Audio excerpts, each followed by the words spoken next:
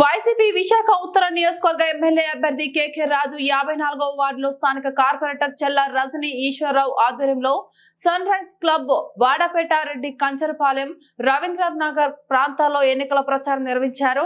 ఈ ప్రచారంలో స్థానిక ప్రజలు ఆయనకు అడుగడుగున హారతులు పట్టి స్వాగతించారు. ఈ సందర్భంగా గత 5 సంవత్సరాల్లో ఈ ప్రభుత్వం చేపట్టిన అభివృద్ధి కార్యక్రమాలను వివరిస్తూ ఇంటింటి ప్రచారం నిర్వహించారు.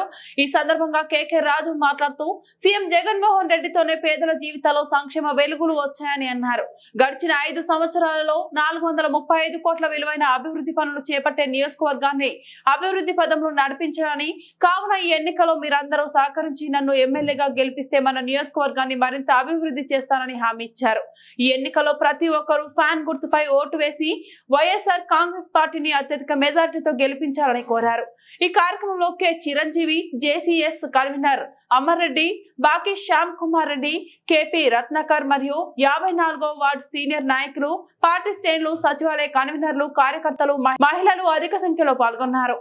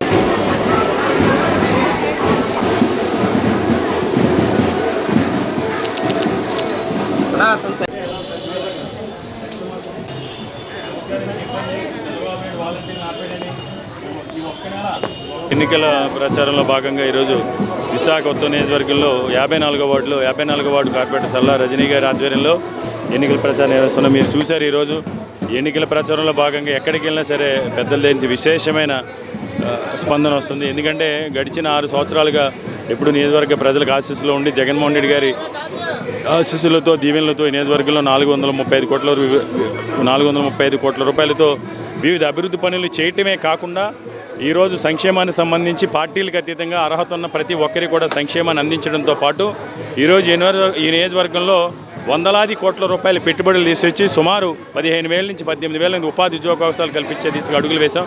కాబట్టి కేకే రాజు అనేవాడు మావాడు, కేకే రాజు మా కుటుంబ సభ్యుడు అనుకునే విధంగా ఈరోజు ప్రజలందరూ కూడా స్వాగతిస్తున్నారు. తప్పకుండా ఈరోజు వైఎస్ఆర్ కాంగ్రెస్ పార్టీ మంచి భారీ మెజార్టీతో విశాఖ నియోజకవర్గం కైవసం చేసిపోతున్నాం.